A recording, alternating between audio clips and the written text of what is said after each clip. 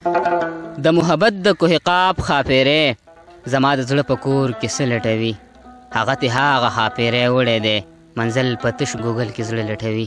السلام علیکم ګرانو کتونکو، د خپل کوربا نگار لم له طرفه د مینې او خلوص نه ډک سلامونه منظور کړئ.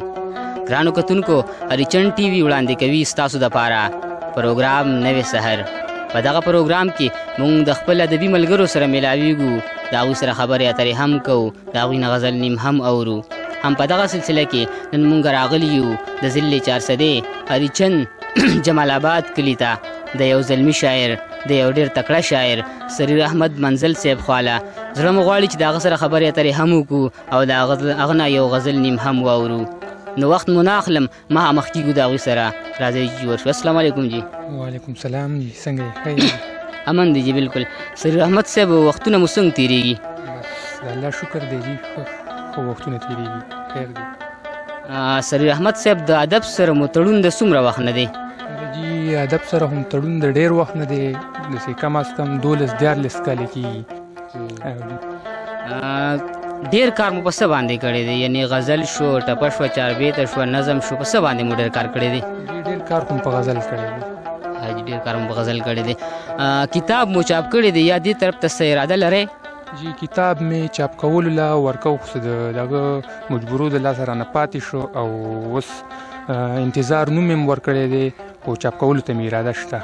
الله دې وکړي چې ستاسو دا مجبورۍ ختمې شي. سریر احمد صاحب، واجدري صاحب چې دا کومې هلې ځلې کوي د ادب دپاره، دې ته تاسو په کوم نظر باندې ګورئ؟ یاره جي زه خو یې ډېره مننه کوم د دوی چې دلته راغلل.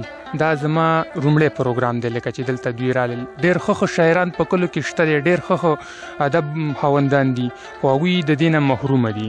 نو زه د واجد بی او د ظهور بی او ستاسو ډېره مننه کوم چې تاسو دلته رالی او پروګرام هم را جوړ کړو. ډېره مننه. یو جهان مننه جي. سریر احمد صاحب، زموږ مینهوالو ته به څه ډالۍ کوئ؟ جي هغوی ته به غزل ډالۍ کړم. وایي ځمکې ته مې نه کتل، اسمان ته مې کتل، ځمکې ته مې نه کتل، اسمان ته مې کتل، ژوندون مې وبیللی چې ګریوان ته مې کتل.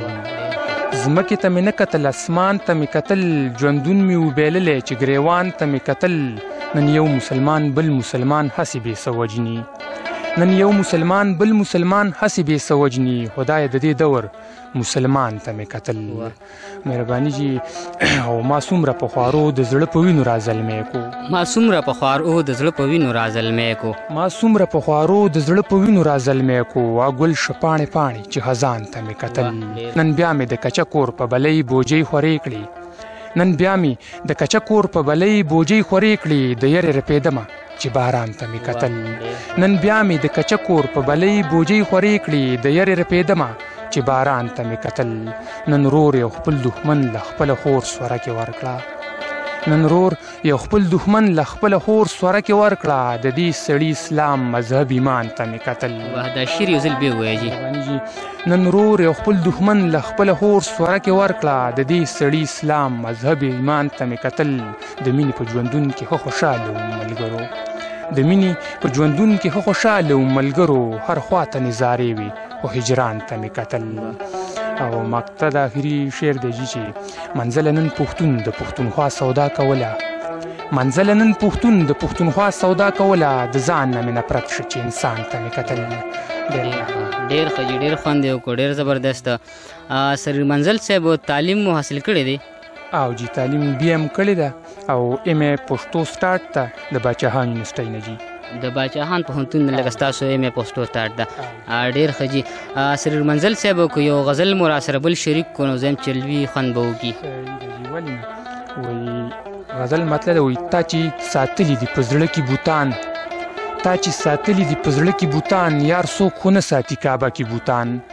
تا چې ساتلي دي په زړه کې بوتان، یار څوک خو نه ساتي کعبه کې بوتان. او زه خو دې هسې په نامه کافر کړم، زه خو د هسې په نامه کافر کړم، تا خو ستایلي په مانځه کې بوتان. زه خو دې هسې په نامه کافر کړم، تا خو ستایلي په مانځه کې بوتان. بس بس زه پوه شوم کافر یې کړمه، بس بس زه پوه شوم کافر یې کړمه، بس بس زه پوه شوم کافر یې کړمه. نور به زه نه یادوم په څه کې بوتان.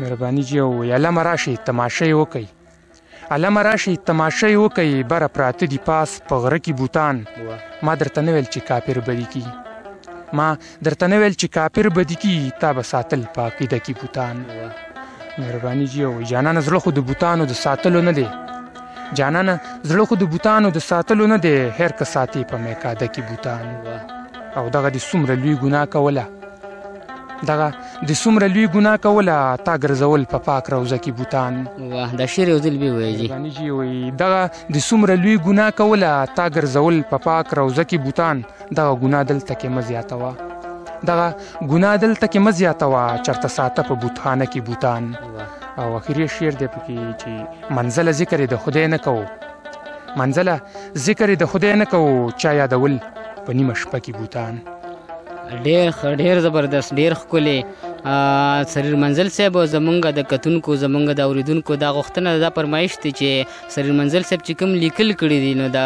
هغې نه دي د خپلې خوښې مونږ ته یو غزل ووایي نو څنګه مو خوښه ده جي درته به ووایم خو زما خوښې دوه غزلې دي اوس پکې ډېرې نو بس یو پکې راته ووایي جي یو پکې ته ووایم ما په دې الفاظو باندې نوې تجربه کړې ده جي جي وایي په یې باندې یو شان په بې بدل لیکلی کېږي په یې باندې یو شان په بې بدل لیکلی کېږي او پټې باندې ټپه په غین غزل لیکلی کېږي په یې باندې یو شان په بې بدل لیکلی کېږي او پټې باندې ټپه په غین غزل لیکلی کېږي زما په محبت کې دغه دوه ځایونه یاد شول زما په محبت کې دغه دوه ځایونه یاد شول زما په محبت کې دغه دوه ځایونه یاد شول د پېنه پېښور په کابل لیکلی کېږي مهرباني جي زما په محبت کې دغه دوه ځایونه یاد شول د پېنه پېښور په کابل لیکلی کېږي او ویلي تا د نونو او تا د وو معنه ونه کړه ویلي تا د نونو او تا د وو معنه ونه کړه ما ویل په نون نازک په وو وربل لیکلی کېږي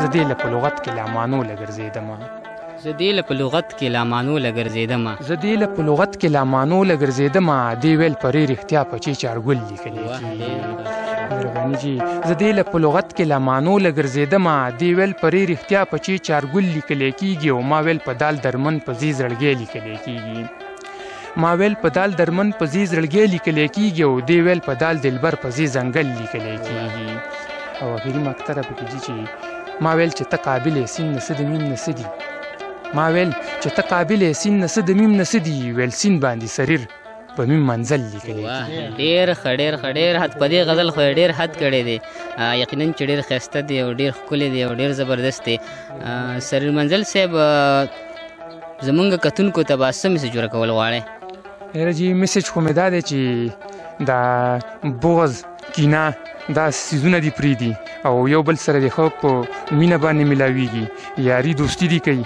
او ورورولي دي پالي یو جهان مننه جي ګرانو کتونکو دا و د جمال آباد کلي سریر احمد منزل صاحب د چا تعلق چې د ضلع 400 سره دی ډېر ښایسته او ډېر زبردست شعرونه یې موږ ته وویلې زه مننه کوم د واجد علي صاحب هم چې هغوی دا پروګرام را جوړ کړو د هغوی په تعاون سره د هغوی په هلو ځلو سره زموږ پروګرام نوې سحر چلیږي انشاءالله تر بل پروګرامه پورې خپل قربانګار علم او کیمرامین تحسین الله ته ورکړي اجازت چې چېرته کې هم یې ښاد آباد خوشحاله اوسئ الوی الله په امان